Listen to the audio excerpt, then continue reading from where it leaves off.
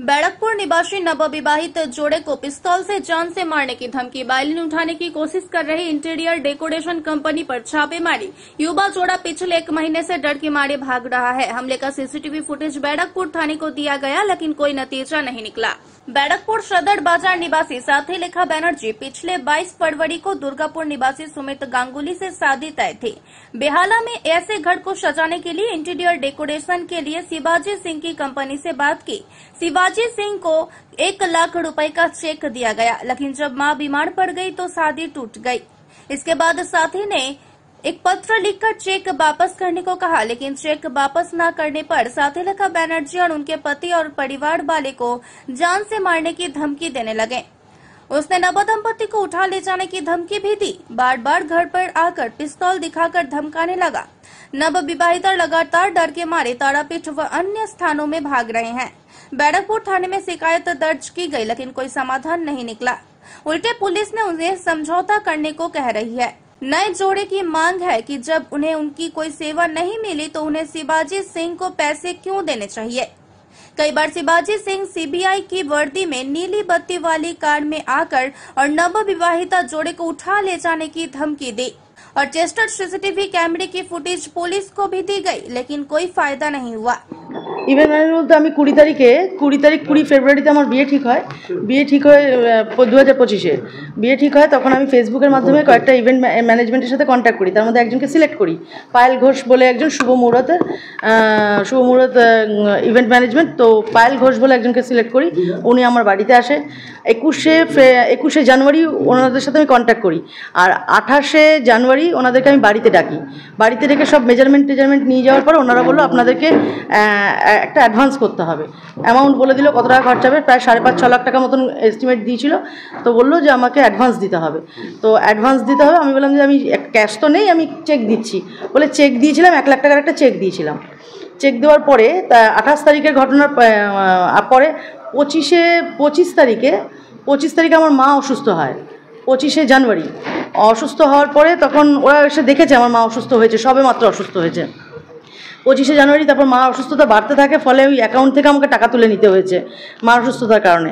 Automatically ওই চেকটা bounce করার পর ওরা আমাকে 7th ফেব্রুয়ারি আমাকে জানায় যে চেকটা বাউন্স করেছে ম্যাডাম।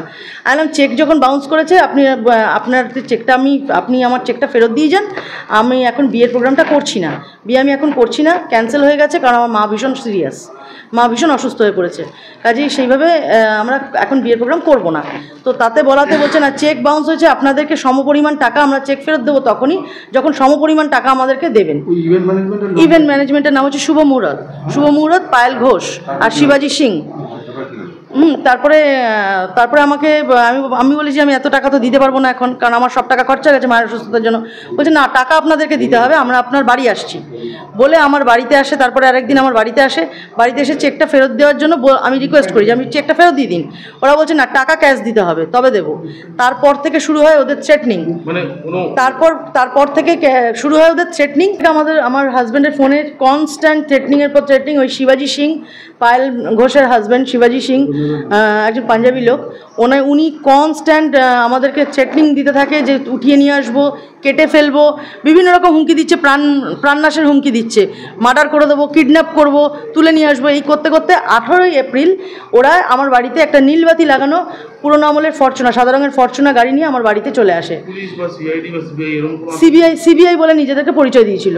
সিবিআই এর লোক এসছিল, শিবাজি সিং এসছিল প্রচণ্ড মদ্যপ অবস্থায়, গাড়ি থেকে নামতে পারছিল না। আর যে 3 জন এসেছিল তারা বডিগার্ড, নীলবাতি লাগানো গাড়ি, ফরচুনা গাড়ি, পুরোনো আমলের ফরচুনা। ওরা এসছে, ওরা তো বলেছিল ওরা বেহালাতে ওদের অফিস আছে, বেহালাতে অফিস বলেছিল। এবার অরিজিনালি আমি ওর অফিসে যাইও নি, বলতে পারবো না এক্স্যাক্ট। তো তারপর আমার বাড়িতে আসে, সেই মুহূর্তে আমার হাজব্যান্ডকে আর আমার শ্বশুরমশাইকে তুলে নিয়ে যেতে চায়। ওরা একজন আরেকজনকে ইশারা করছে গাড়িতে তুলতে বলছে। তো হাতে পায়ে ধরে আমার হাজব্যান্ড বলেছে ঠিক আছে আমি টাকা দেবো, আমাকে ছেড়ে দিন, আমি টাকা দেবো বলে তারপরে জবরদস্তি ওদেরকে একটা ডেট নিয়ে ওদেরকে সরিয়ে দেয়। তারপর থেকে ফোনের পর ফোন, যে থ্রেটিং, যে কবে আসবে। আমরা এত পরিমাণ ভীত যে ওরা যখন তখন বাড়িতে আসছে। এই 2 মে ওরা বাড়িতে এসছে, তখন আমরা বাড়ি থেকে পালিয়ে গেছিলাম, কারণ বাড়ি থেকে পালানো ছাড়া কোনো উপায় নেই। কারণ ওরা যেভাবে আমাদের অ্যাটাক করছে, যখন তখন বডিগার্ড নিয়ে, বডিগার্ড নিয়ে, আর্মস নিয়ে, বডিগার্ড উইথ আর্মস আসছে। বডিগার্ড যারা আসছে তাদের কোমরে আর্মস রয়েছে। পুলিশকে জানিয়েছি, পুলিশ আমাদের সহযোগিতা, ব্যারাকপুর থানা আমাদের বলছে ওদের সাথে নেগোসিয়েশন করতে হবে, একটা সমঝোতাতে আসতে হবে। কেন আমি সমঝোতা করব? আমি তো কোনো প্রোগ্রাম করিনি যে আমি তাদেরকে টাকা দেবো। কেন? জবরদস্তি তারা টাকা আদায় করতে চাইছে। পুলিশের এই সিবিআই এর গাড়ি দেখিয়ে, সিবিআই এর নীলবাতিওয়ালা গাড়ি দেখিয়ে ওকে তুলে নিয়ে যেতে চাইছে হাজব্যান্ডকে। আমি ওদের সাথে নেগোসিয়েশন করতে রাজি না। আতঙ্কের মধ্যে রয়েছি, কারণ আমাকে পালিয়ে বেড়াতে হচ্ছে। এই কারণে আমাকে তারা থ্রেট করছে যে যেখানেই পাবো সেখানেই দানা ভরে দেবো, যেখানে পাবো সেখান থেকে তুলে নেবো। ওটা কলকাতার বুকে আমি সেখান থেকে খুঁজে নিতে পারবো।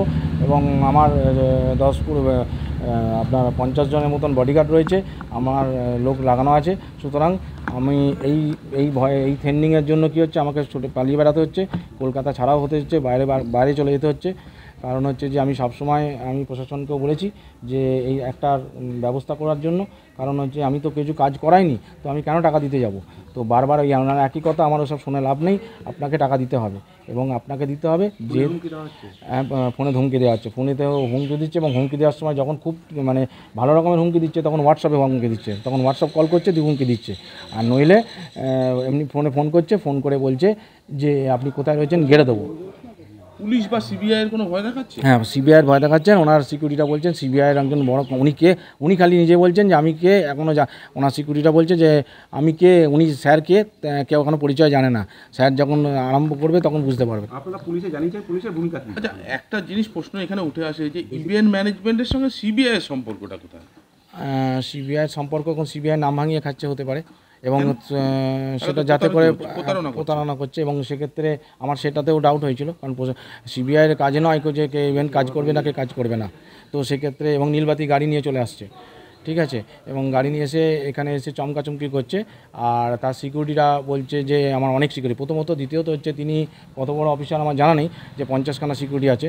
থানায় জানিয়েছিলেন? হ্যাঁ, থানায় জানানো হয়েছে। পুলিশের ভূমিকা কি ছিল? পুলিশের ভূমিকা, পুলিশ ডায়েরি নিয়েছেন, নেওয়ার পর পুলিশ দুপক্ষকেই ডেকেছে আজকে, ঠিক আছে। ডাকার পর ওনারা বলেছেন দেখছি কতটা কী করা যায়, আগে দুজনের কাছ থেকে শোনা হোক কী হবে। ওনাদেরও ফোন করেছিলেন, তো আজকে দুপুরবেলাতে ওনাকে টাইম চেয়েছেন, থানার কাছে ওনারাই টাইম চেয়েছেন, সেই টাইমের মধ্যে ওনারা হাজির হবে বলেছেন। আতঙ্কিত? আমরা খুবই আতঙ্কিত। বাড়ি থেকে পালিয়ে বেড়াচ্ছে? হ্যাঁ, বাড়ি থেকে পালিয়ে বেড়াতে হচ্ছে।